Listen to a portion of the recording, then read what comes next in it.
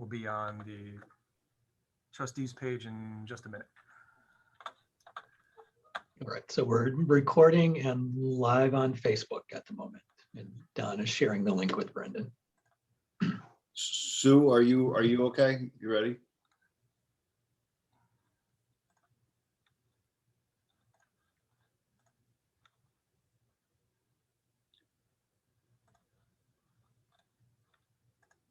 She's on mute, I think.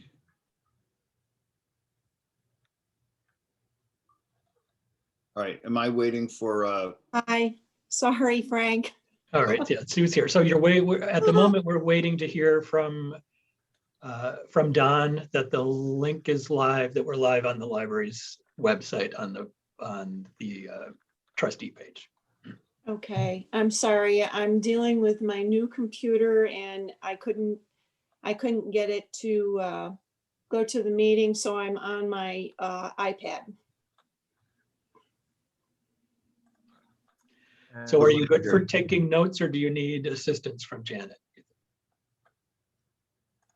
No, I'm good. All right. I can see everyone. Hello. I can see we are live on Facebook for sure. Right, we are definitely live on Facebook, and we're definitely recording, and we're just waiting for the go from Don about the library's website.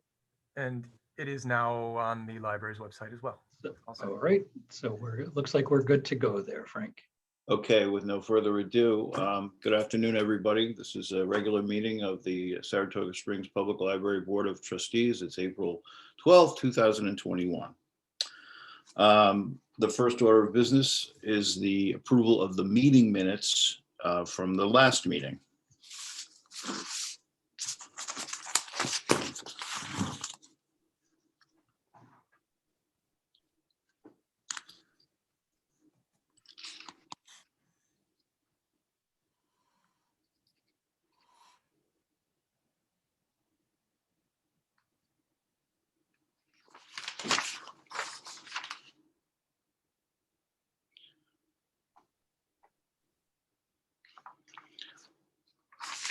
Did anybody find any comments about that, or would anybody need a little more time?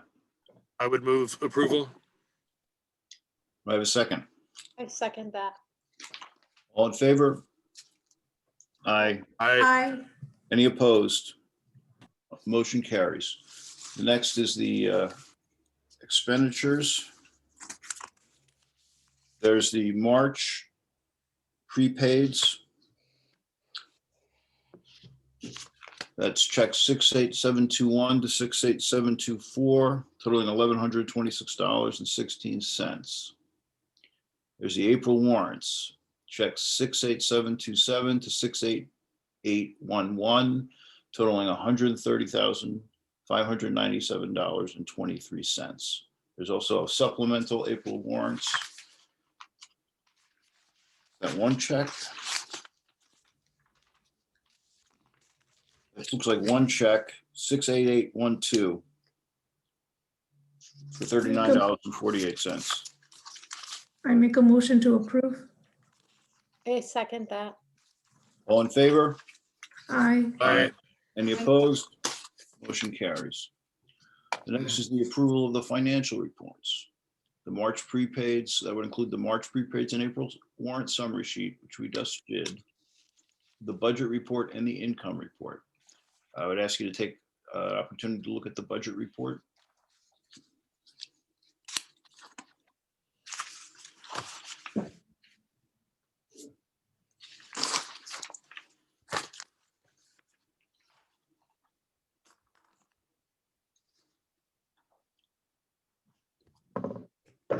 So of those three reports, I don't think there was anything unusual, except just to call your attention to on the income report, there's donations in the amount of $10,617. Of that, $10,546 came from the Friends of the Library to support summer reading. So there are our fiscal years don't exactly match, but this was their pledge support for the current fiscal year's summer reading, Saratoga Reads, and Staff Day programming. Well, that's great. That's an awesome donation, Yeah, yeah. considering the circumstances. I, There seems to be a jump in the fines and fees. That is, there was one big old fine. Somebody had a lot of lost materials that they paid. So that you are correct, Manita, and I double checked that, and the big chunk of that was one large Visa payment. So it's someone setting their account straight. Okay. I just had a question about, are we okay with professional services on the budget report?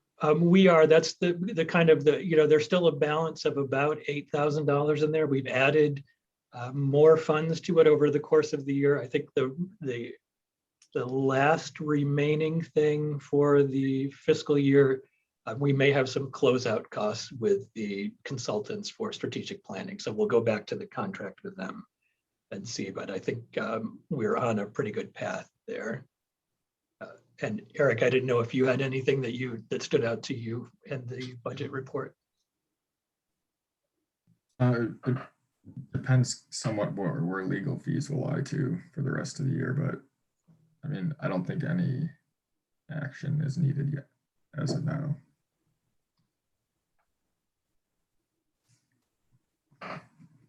What fees was he referring to? To potential legal fees, if we have, any other policy, procedure, et cetera, that needs. Yeah, just with the ever changing of COVID, it seems like there's always going to be policy changes that go along with it. Yeah.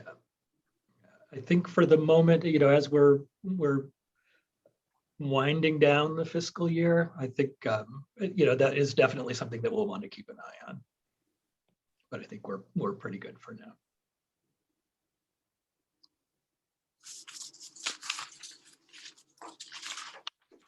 Did anybody else have any other inquiries or comments? All right, I would entertain a motion to approve the financial reports. I move to approve the financial reports. I seconded. All in favor? Aye. Aye. Any opposed? Motion carries. So that was Janet and Manita, just pursue for the record. Okay, the next up is the president's report. The only thing I was going to mention is that Terry and I were actually participated in the strategic planning sessions over a 2-week period in March. And I just really wanted to express my thanks to those members of the community. I think Ike has them listed in his report. Maybe Tina Carton could be added to that list as well. There's several members of the community gave a lot of their time, and it was invaluable, I think, in going through this process. And also, from my perspective, it was also very helpful to hear the input from staff, the different staff members' take on what they thought was important and what could be accomplished was educational for me. And it was a really good experience, and I just wanted to express that and my thanks to those who participated. The next thing would be whether there's public comment, and I'm going to think we don't have any. Is that correct? That is correct. Okay. And then any correspondence and communication that anybody's aware of? No. Then we're up to that director's report. All right. All righty. So to give you a kind of a status report on our reopening, we did, beginning last week, expand our hours a little bit so that they come a little bit more trippingly off the tongue. They're getting closer, inching closer to our regular hours. We have one day now where we're open what our regular hours are, and that is Fridays. So we're now open 9 to 6 Monday through Friday and 9 to 5 on Saturday. Traffic is still slow most of those hours, but it is picking up. You'll see when we talk about the statistics that we have had the busiest month in a year in terms of circulation of physical materials and also, curiously, circulation of digital materials. We had anticipated potentially by this time adding Sunday hours back into the mix so that we would be back on a 7-day schedule, not complete hours, but it would get us back to a 7-day schedule and up to the minimum, up to meeting the minimum standard for a library our size for open hours. The state is waiving those requirements, but urging people to inch back toward them.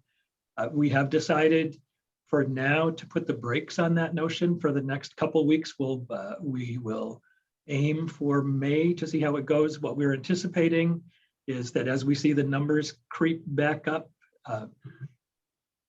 similar to what they did after the winter holidays, we're hopeful that as vaccinations are rolling out, that the numbers will stay a little bit lower, but we are seeing them back on an upward rise. And so we want to wait to make sure that we don't get this post-spring break bump that we got after the winter holidays. And we'll look at May for expanding a little bit more. We're also planning for a few other changes.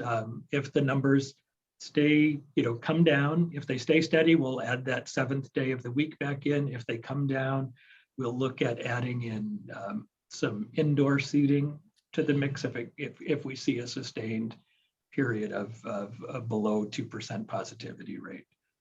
And at that point, we're also looking at maybe increasing the capacity in the building and reopening the Henry Street entrance to the building. For now, we're still funneling everybody through because our capacity is still fairly low, although we are not meeting it most days. It's still fairly low. So we have somebody sitting at the door at Putnam Street counting people as they come in and they come out. You'll probably notice that this is the same as if you go to Walmart, if you go anywhere, you'll see somebody sitting at the door counting people as they enter and exit the building to maintain their capacity. We are busily working on preparing for summer reading. We do plan to have a program. The theme this year is Tales and Tales. It's kind of an animal and stories mixture. And so what we're looking at is places in the community where we may be able to have programming outside. And so we're scoping out, we don't have the best layout, the best outdoor footprint here at the building. We do have some limited spaces. So we're looking at putting potentially a temporary, maybe snow fence around the lawn that is on Henry Street so that we can, meter people coming and going. So we're still able to maintain some physical distance and have some outdoor programs.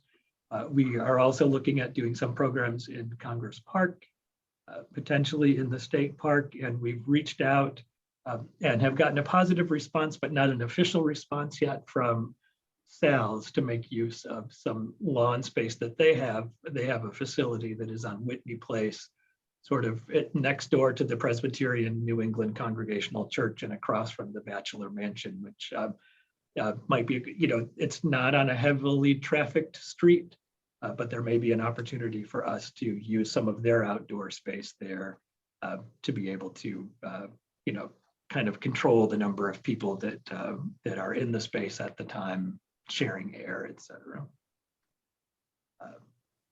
And it does seem like the governor is likely to extend, or the governor and the government together now are likely to extend the executive order altering some aspects of the open meeting law.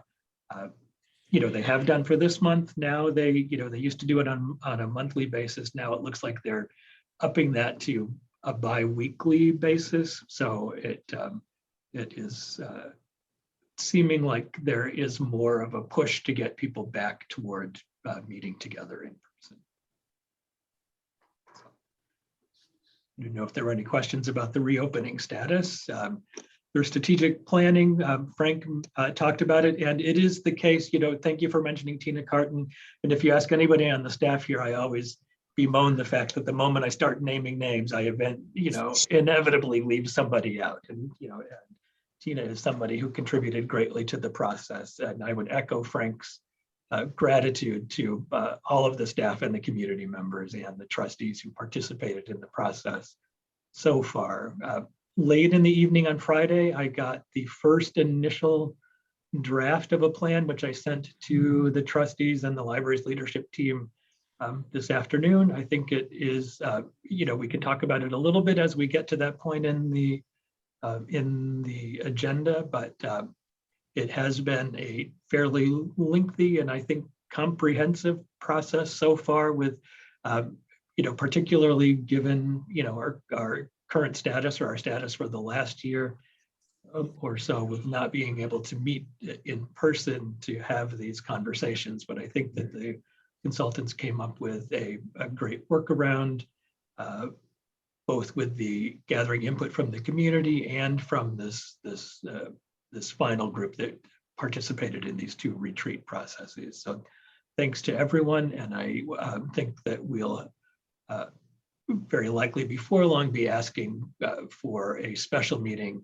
or have it on the agenda. What our hope is to have a plan finalized and in place by the beginning of our new fiscal year in July, beginning July 1.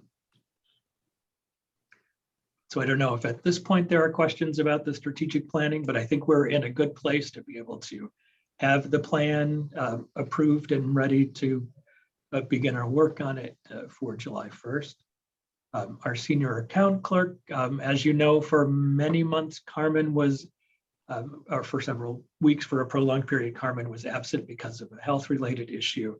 She came back for a very brief time and decided that she, wasn't able to carry on, and so has resigned. And we have begun the process of refilling that position. As you know, Carmen wasn't with us for all that long. Most of her tenure here was during the COVID year. She came on shortly after Marge retired.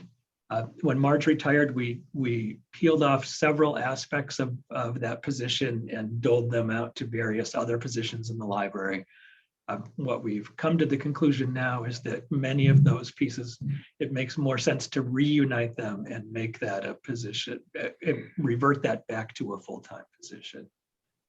And so we are looking at that process, what it might look like with the spec and starting the process of naming the interview panel for that position, which we hope to do in fairly short order. And in the meantime, the work is being done by the people that it's been farmed out to in the past, but primarily Denise Feltus and Sue Pettit are picking up a lot of the slack, and extra thanks to them during this interim period. And they're the ones who did much of the work in the period between Marge's retirement and Carmen's hiring. So I think we're in a good position. They've been helping out for a very long time. The Smart Cities Commission and the potential for a partnership with the city. As you know, there have been a variety of sort of items out there cooking. We've been looking at how we could expand access to the library's Wi-Fi to the periphery of the building, especially along Henry Street, but particularly on the Putnam Street side on the patio, where we've got the most outdoor seating. So that's been happening. We've been involved, and Don has been the main point person in the city's Smart City Commission, which was sort of a joint project between the city and NYSERDA and NYSTEC to look at sort of expanding access to Wi-Fi. The roadmap, the big outcome of the roadmap was expanding Wi-Fi to the downtown core and to some of the neighborhoods. So that's kind of been in the background. And then we've been wanting to do some kind of study of our parking lot to see how much of the use of the parking lot is actually related to the library and our activities here, and how much is related to what's happening in the rest of the neighborhood and the downtown core, to see if there might not be some potential change to the agreement that was made way back a couple decades ago when the library was built here. And so these three things have kind of come together. Speaking of Tina Carton, she wrote a grant to NYSERDA that was sort of related to the Smart Cities Commission to upgrade some of the lamp posts that are throughout the downtown, these Sternberg type lamps, which are currently high pressure sodium lights, to replace them with more energy efficient LED lights. And then there's an opportunity with the Smart Cities Commission to potentially install some Wi-Fi devices to extend Wi-Fi at least to the library grounds here, and then potential through that Smart Cities grant for some other equipment to be added to those lighting facilities, namely cameras to be able to see who's coming into the library parking lot, where they're going when they get here. Are they coming to the library? Are they going to the establishments around the parking lot? Are they leaving, the immediate vicinity altogether? To be able to get some real data about the way the parking lot is used. And we're assured by everybody involved that data is anonymized, so we're not tracking any people particularly, and the data that we would get would be kind of captured by anybody who comes near a Wi-Fi enabled device in any event. So it's not any extra information, and it is would be password protected and subject to all of our patron confidentiality practices and policies. Would the camera, actually be able to track? So people park, they go up, they go in a non-library direction, right? And then they return half an hour later. Is the camera going to be able to generate that kind of information? That's what the hope is, and that's what they tell us. And then the other sort of data that we would be looking at is not only that information, which we think would be valuable, but also how many cars have come into the lot compared to how many spaces there are supposed to be, so that we should have some kind of real-time data about how many spaces are available theoretically in the lot at any given time. And it would also, I assume, then trace how long somebody's actually in the library. People go into the library, they come out of the library. It potentially, I'm not 100% certain about how, I don't know that it would be able to do that unless they had, I don't believe that it would be able to do that. No, because it's not really trained on the library entrance. It would be trained on the entrances to the parking lot. So we'd be able to see like people coming in through the library parking lot entrances, and and if they pulled in, sort of which way they walked. But it's not trained on the door to the library. It fascinates me how it might work. That's all. Right.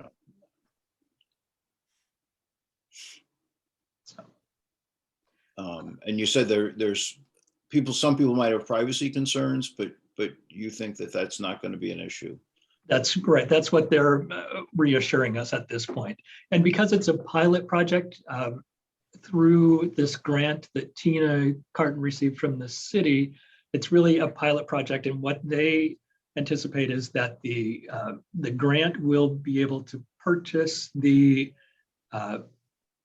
replacement, the LED lights, and it will potentially be able to purchase some of the camera and Wi-Fi equipment.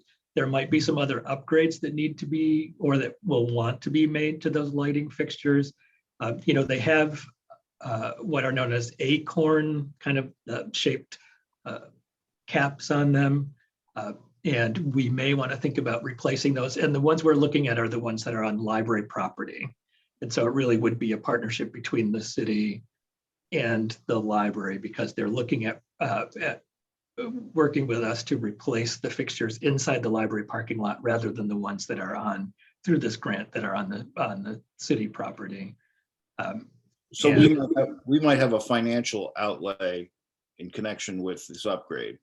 To replace the globes on the light, on the Okay. lights. It wouldn't be to replace the innards of the lights.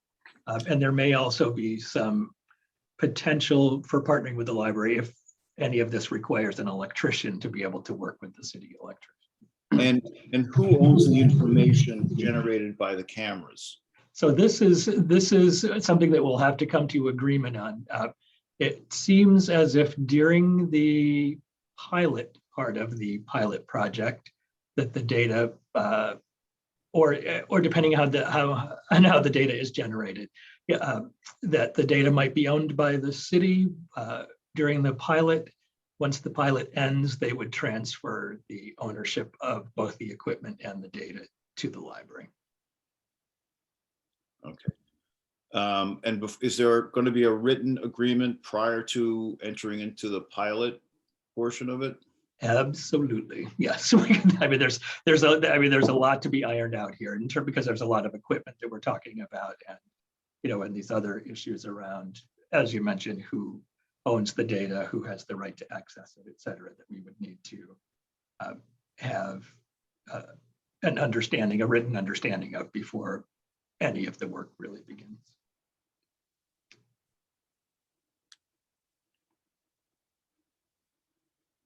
I think it's got a lot of potential on many different fronts as we're looking at service improvements, gathering some data about the usage of the parking lot, and energy savings, which parlays nicely into our sustainability efforts. So it really fires on a lot of fronts for us. It would be certainly nice if you could give us data about the parking lot. Yeah. That's for sure. Yeah. And then just a little bit of information about the Saratoga Book Festival, where you can find recordings to past programs. And then there's an event coming up this month on April 22nd. Mark Harris, in conversation with Audrey Kupferberg. Mark Harris, some of you may know as an entertainment journalist and the author of Pictures at a Revolution is one of his books that I think might have won a Pulitzer Prize. He has a new biography about Mike Nichols out, and he's going to be in conversation with Audrey Kupferberg, who you've probably heard on WAMC doing film commentary. So that's coming up this month on the 22nd.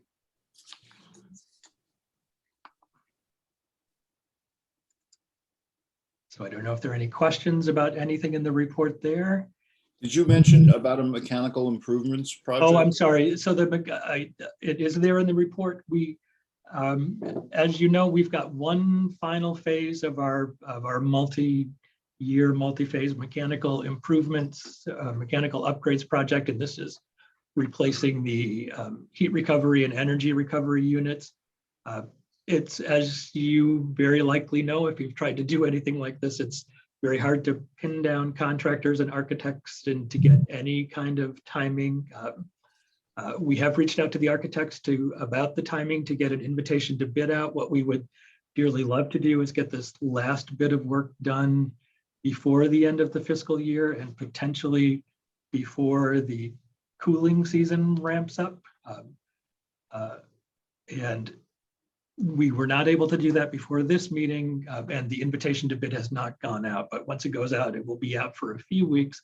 And if it doesn't coincide with a board meeting, the information we get back from the architects and the bids, we may be asking for a special meeting of the board just to approve a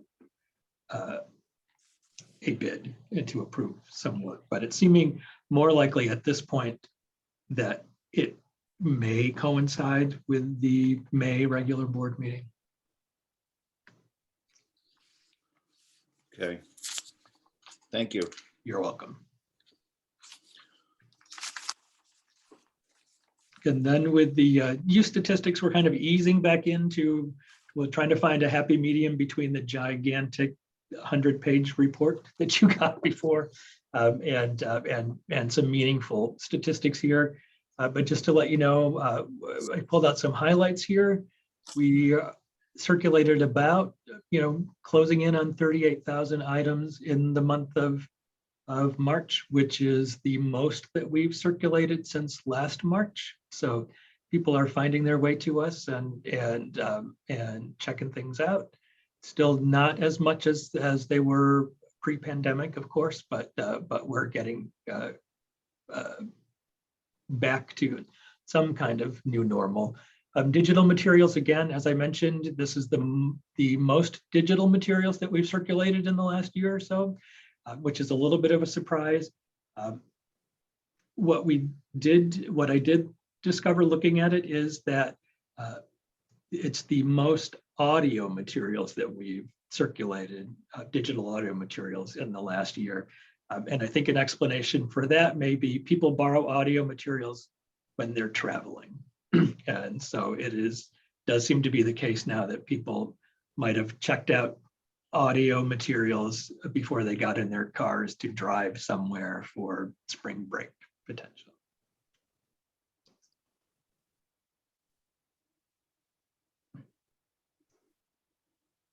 And new in the social media report that Gina has been providing, I think this may be the first time that you've seen YouTube statistics here.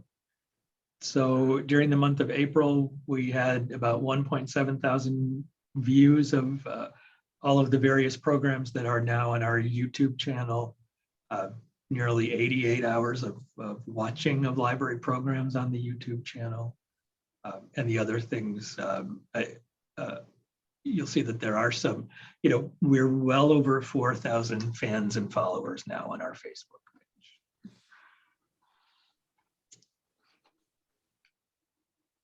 Ike, what does global content mean versus? I think the global content is actually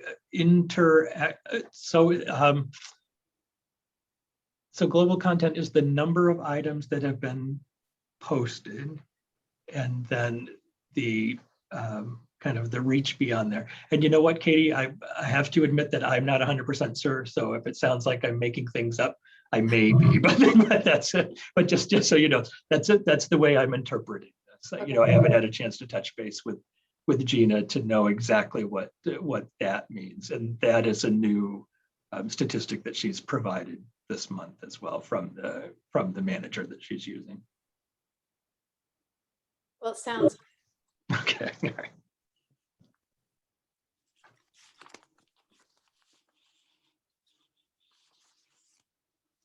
Okay. Thanks. And I guess we're up to the department reports. That is correct. What do we got? Jennifer Ferris. I've got nothing to add to it. I just added some pretty charts since we had our first quarter, more for just to prove what we see through the doors of when we're busy and not so busy during the week. But if you have any questions, feel free to ask.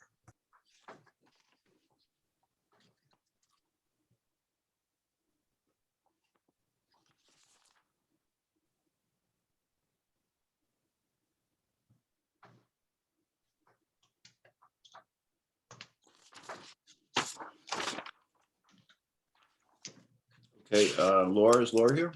Laura is here, yes. Okay, my report is here, lots of pretty pictures, and I really don't have anything else to add to it. I guess our highlight was the Saratoga Reads program, which was totally successful, more so than the past few years. And does anybody have any questions? Or on anything?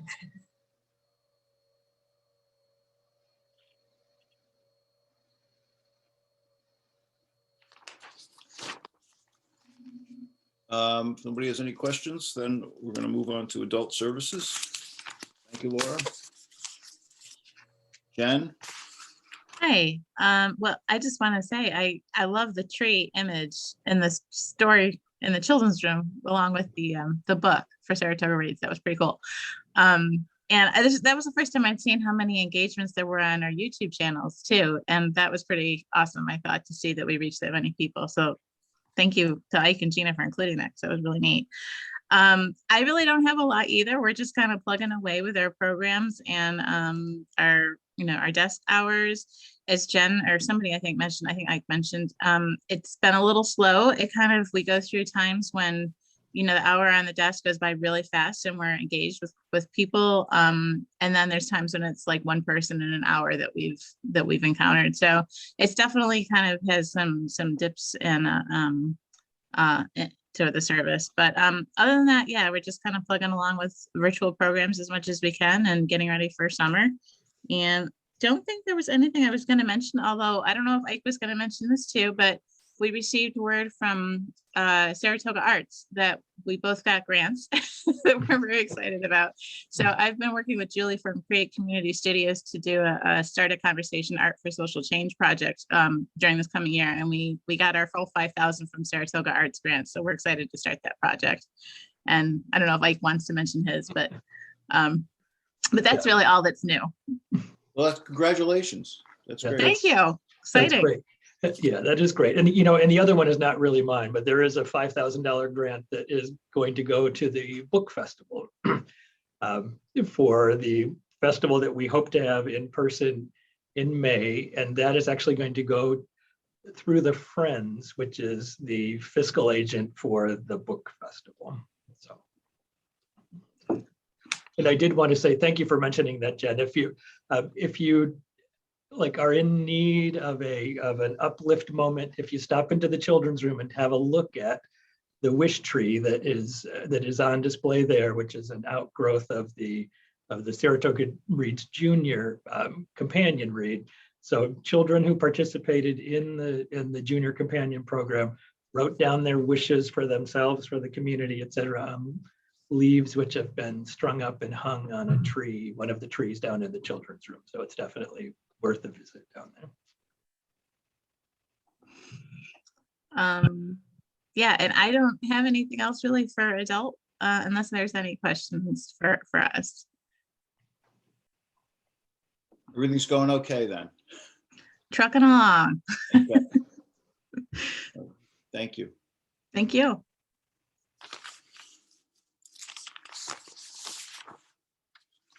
Is Rick here? Rick is here. Yep. Yes, I'm here. Hi, Rick. Hello. Probably the biggest thing for operations at this point is by the end of the month, we have to sign an electrical supply contract. And usually between March and mid-April, we see the biggest decline in the futures cost. Well, like the Texas ice storm debacle, that did not happen this year. I had stated that it was originally between a 20 and 30% cost increase. Well, now it's looking like between a 30 and 35% increase. I've been tracking it closely, working closely with our broker. I connected with Ike about it last week because we saw a very, very minor tweak and we were hoping that it would be more, but just not. That's the biggest thing. I'll have the next update tomorrow. And that's basically close to our last opportunity to make it happen. When is this contract up? The contract's up at the end of the month, and it takes about between 7 to 10 business days to get all the paperwork in place.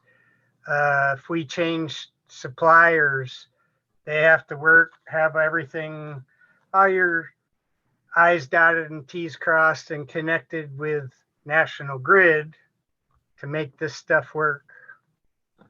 So after Tuesday, 2 out of the three major suppliers would drop out of the picture because we couldn't make that happen.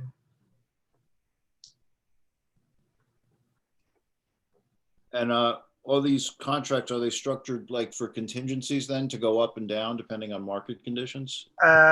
Basically, you're at open market conditions, which are not very good right now.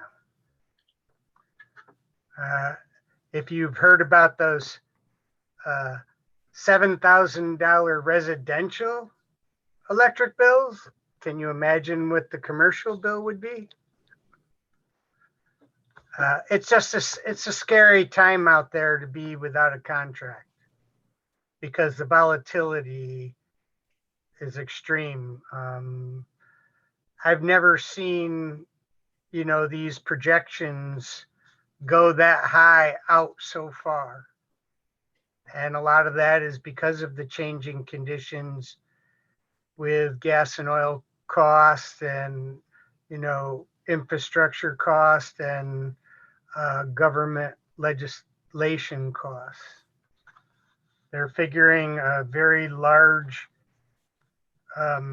downside to profit margins, and we're also coming into increased usages by many other businesses. And I look at it as a way they're looking at how to recover losses because there was so much less usage by commercial establishments. So you're working through a broker? Yeah, we have a local broker actually through, it's the business community here in Saratoga Springs. Basically, they also have an office in Chicago. And we're on the heartbeat and pulse. We have, the three major suppliers and several secondary suppliers, but there's potential issues with their viability. So, we take a close look and we look at their commercial ratings and we make the best choices. Okay. I'm sure you will. Yeah, I've followed this for over 25 years and I've just never seen it at this level. Thank you. Any other questions? I don't think so. Unless anyone has Thank a you. question for Rick? No.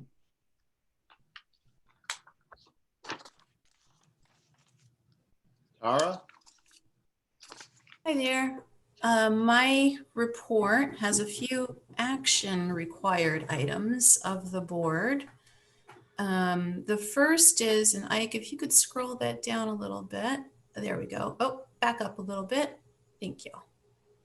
Shelver. So I think some of you have had experience with looking at our updates to position specifications. So these are the detailed job descriptions that are on file with civil service. And with some of the staffing and duties enhancements and staffing changes, we've just had a practice of looking over the position specs, making sure that they're updating them as needed, and then getting your approval before getting the commission's approval before we start recruiting, announcing examinations and the like. So as Ike mentioned earlier, the greeting duties are likely to continue. We thought it would be good to add those to position specifications for those positions that have been and will likely continue to greet. One of them being shelver. And the last time the shelver position spec was updated was I think 20 years ago.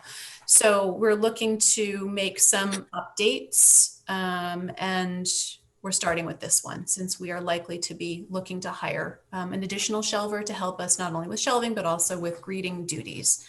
So your review of the attached update, and hopefully it was clear how the edits were made, but your review of that and hope for approval is one of the action items. Again, the stuff that's getting changed or ditched is in the red strike through. The original text is in black. There's not much of that remains, as you can see. And then updates, really just bringing the language up to current, is in green. So we're looking festive here.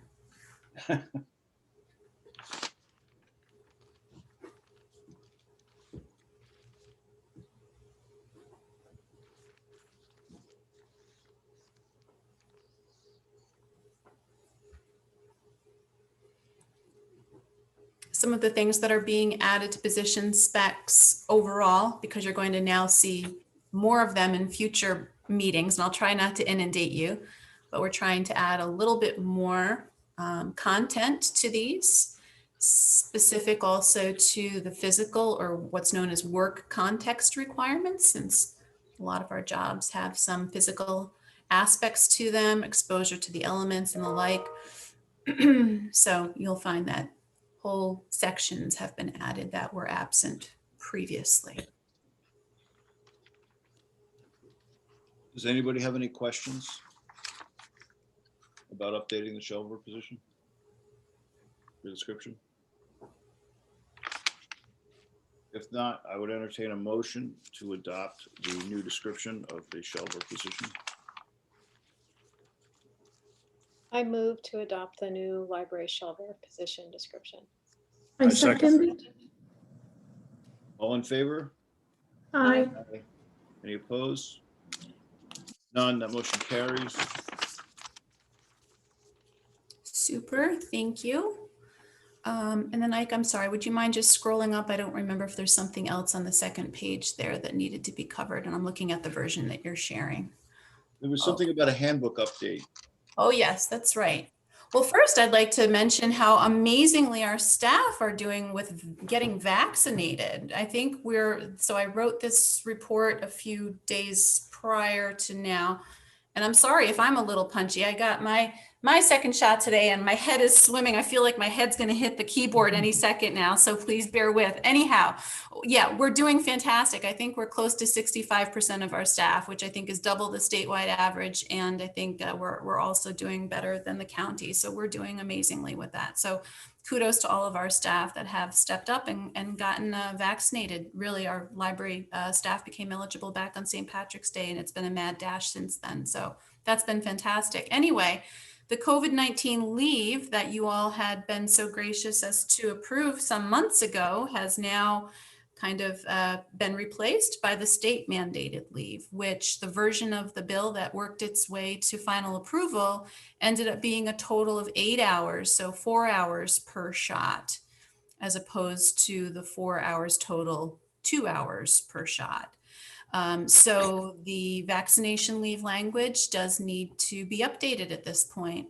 And my understanding of this leave is that it is going to expire at the end of 2022, I believe. There is an expiration date on it, but in any case, the language here is reflective of the updates that need to be made to make it current.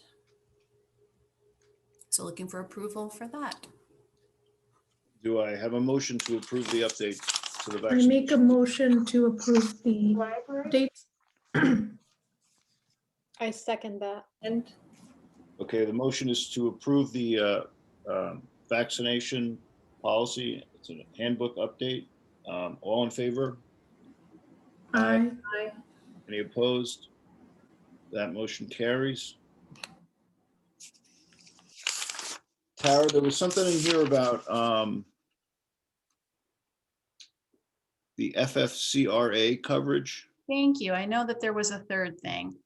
So this doesn't necessarily require board action unless you wished for the library to further expand and extend it once again. So with the passage of the ARPA, the American Rescue Plan Act, the FFCRA, which is the Emergency Paid Sick Leave, Emergency or Expanded FMLA, employers could voluntarily continue to offer these leaves And it would be extended until the end of September. And it would be expanded so that the emergency paid sick leave could be used for more purposes than it was originally designed, specifically for COVID vaccinations. But we've since learned that, and not that this was the only reason why we had, first we were required to offer it until December. Then we were given the option to extend it until March. And at that point, the recommendation was made and you approved it for us to extend it until March because of the likely employee need and also the tax benefit to the library. But as has been the pattern throughout this last year, we are learning on the fly and then relearning along with the legal experts who indicated that the library as a public employer is in fact not eligible for tax credits. So there is no tax benefit to the library to continue to extend and expand this coverage. There also doesn't seem to be a compelling reason for it to be extended, expanded, because staff haven't had, knock wood, haven't had a need to use it. And again, with 65% of our staff now being vaccinated, sticking to safe habits, we haven't had any requests for these emergency paid sick leave or emergency FMLA within the last month. So this is more just giving you the heads up that as of right now, it's expired. Your last authorization was for it to be extended until March 31st. But should you wish for the library to continue to offer it, then that would require a board action. And again, that would extend until the end of September. Okay, so there's no board action needed unless we wanted to change course at this point. That is correct. I understand you're recommending that we just stay on the course we're at. That is We correct. don't need to extend it, given That the is circumstances at the library. There's no need for it. That is correct. All right. Does anyone have any thoughts about that? Or I'm perfectly fine with not extending it, but I don't know if anyone else has any thoughts about that, different or the same.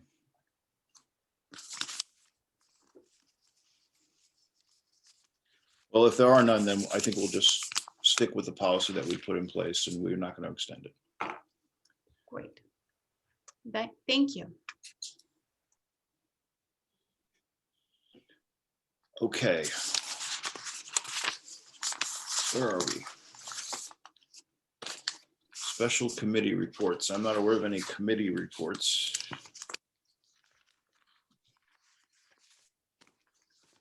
Reopening status, we kind of went through that, didn't we, Ike? We did, we covered it, yeah.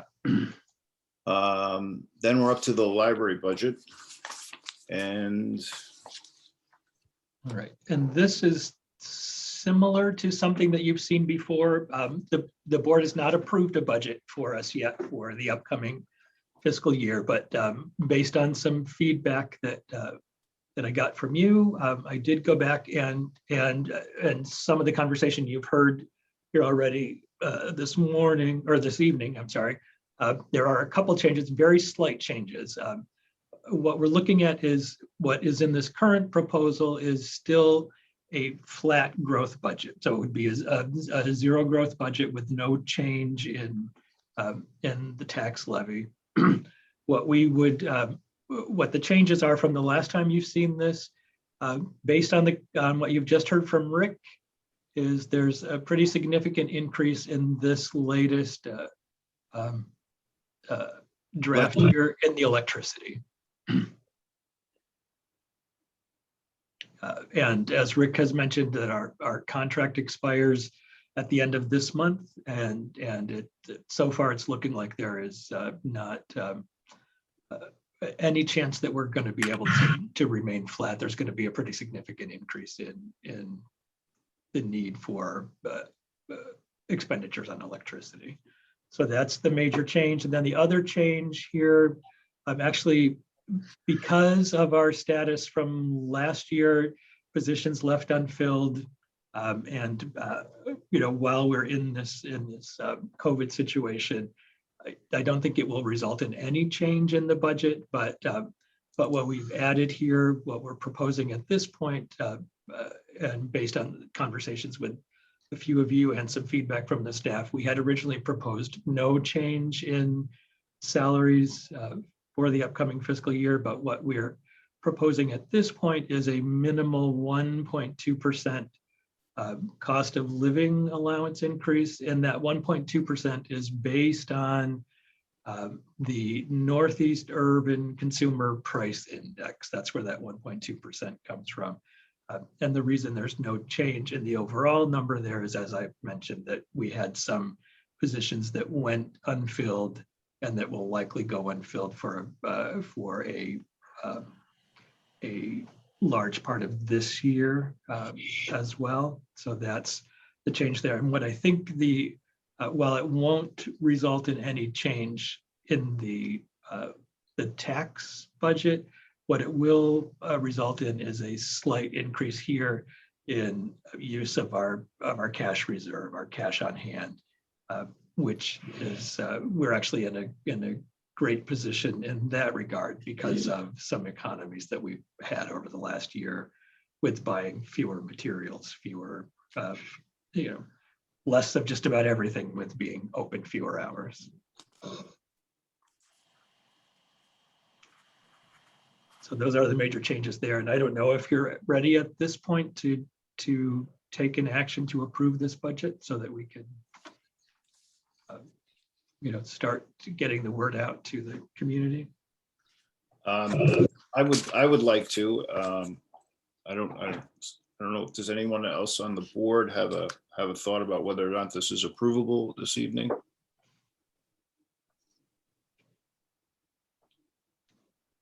Do you think that we need this contract to have been worked out that Rick is talking about? Or will we have other ways if we have to rebalance if it's significantly more than what it is? I think that we will be able to, as you mentioned, reallocate if we need to, or if we, both on the expenditure side and potentially on, not that it's income, but if we need to dip a little deeper into our reserves, I think that we're in a good place to do that. And then my only other question was with the capital projects, the $50,000 difference, is there something in particular that I'm not remembering we've talked about for next year? You know what, there's not. That's essentially a placeholder. And so that may be a place where we may be able to gain a little bit of a savings. But what it also does is it puts a cushion there if the remaining bits of the HVAC improvement project carry over from this year into the next fiscal year. Okay. And the elevator concern that you have is not then, we haven't included anything for that in this budget. That's correct. Okay. That's correct. Well, what's the plan with the elevator? The elevator, I think, is going to have to be a longer term project because it is of such an expense that it's going to require an approval process through the state education department. So it's not anything that we can address in a hurry, unfortunately. So Rick has been gathering some quotes from the current folks who have the service contract, from the current manufacturers, and from some other people who have maintenance experience with elevators. But no matter how we look at, so right now we are just kind of taking it day by day as as we go along. But if we're looking at a modernization project or a replacement project, then that becomes a very expensive proposition that requires more than just gathering quotes. It requires getting architects and engineers involved. Right.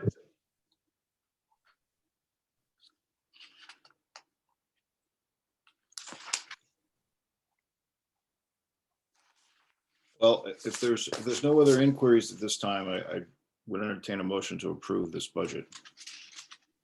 Make I a was so motion to move. You want to take it, Terry? Go ahead. Go- Okay, I'll move and you second. Okay, Okay, so that, all in favor of accepting this proposed, this budget for 2021, 2022, please say aye. aye. Aye. Is there anybody opposed? Okay, the budget is accepted.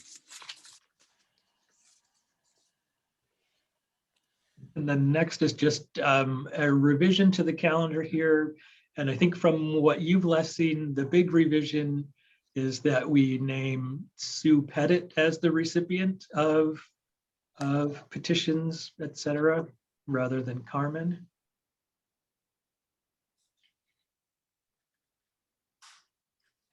Okay, that's the change. Does that need board action? It does not. No, not this one. Okay.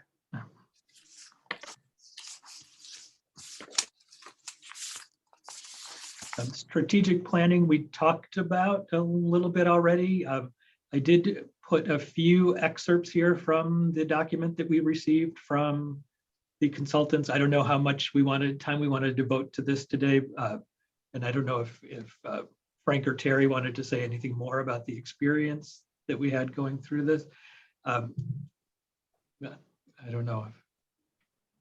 I think probably the board members need a little more time to look at look at that report. I would agree.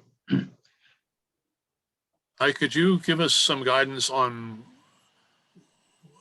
where we're headed with this? That is, what needs to happen to this in order to get to a strategic plan that we actually adopt? Well, I think what we need to do is, as Frank suggests, I think we all need to take some time with it. Look at it. There are some decisions that need to be made.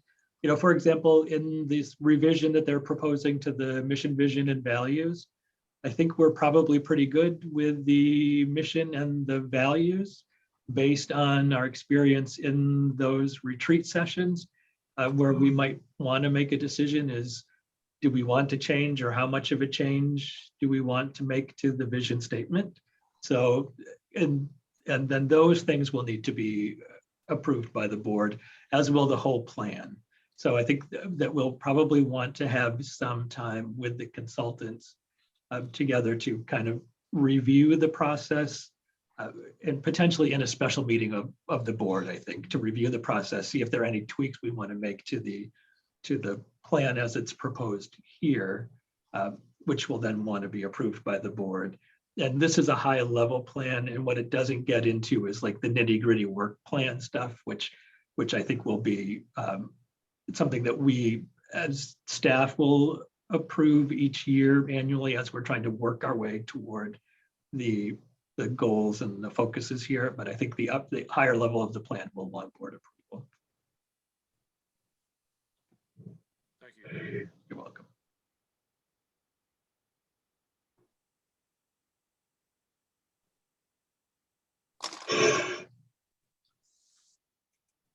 So I believe we next need to appoint Sue. To officially appoint Sue, yeah. So I will make a motion that we appoint Sue Pettit to be the library district clerk. I second that. All in favor? Aye. Any opposed? Sue is official. She'll be official when I do her oath of office tomorrow. But that's what she gets. That's right. Okay, we did the employee handbook updates. Yep. And there is a change to our calendar, which this is board approved, the holidays, closings, and meeting schedule. There are a couple changes. One is that we had planned to be closed on May 14th for half a day for the spring staff day. Traditionally, we're closed. We open from 1 to 6. But this year, and that day is essentially devoted to things to compliance related trainings. Since we are still, many of us working remotely or working different shifts, what we're proposing here is a change for the library to be open the whole day that day and for staff to be able to do their training remotely so that we don't feel like there's a need for us to be closed for any part of that day in May. And then the other has already been approved, but it's it's highlighted there since it came up as a question today, moving the budget hearing and the budget vote, the dates of those to June. Have we done that yet?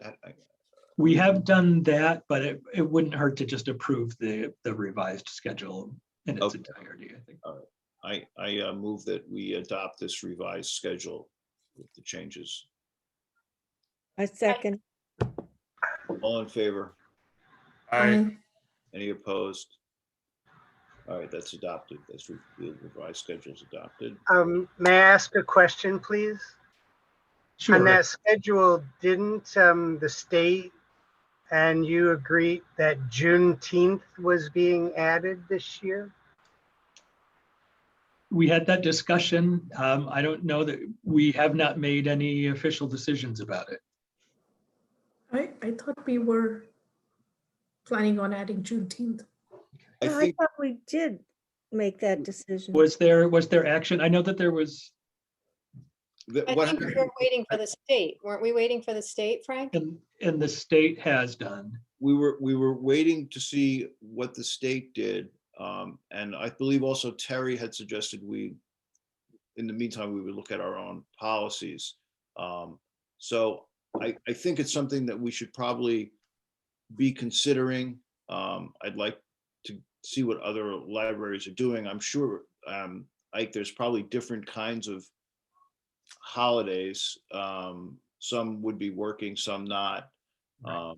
Because obviously, it's obviously an opportunity for the library in a lot of ways to educate and to be, public looking. So I think we should probably give it some thought about how we're going to honor that day. Right. And we have started this conversation, we haven't concluded it yet. And I believe in a past meeting, we talked about essentially the difference between an open holiday and a closed holiday. The way the library has recognized them is that days that are celebrations, things like Independence Day, that are are closed, and days that are named for people like Martin Luther King Day, President's Day, etc., that commemorate an individual are days that we've been open. So by that measure, it would seem to me, if we want to make this decision, that Juneteenth is likely a day that we would close as a day of celebration rather than a day of commemoration. Okay, that's good. Maybe we can also just see what other people are doing as well, and before we decide that we're going to close it. All right, but thank you, Rick, for bringing that up, because the time is nigh, right? There's not a whole lot of time between now and Juneteenth for a decision to be made.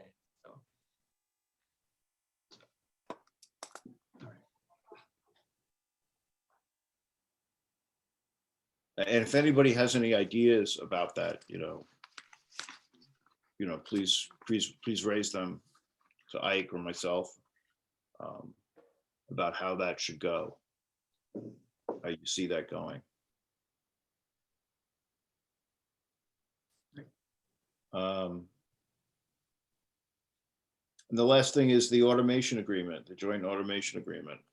This is a yearly agreement that the library enters into with SALS and the Mohawk Valley Library Services library system. The board needs to approve our entry into this arrangement that we have with SALS.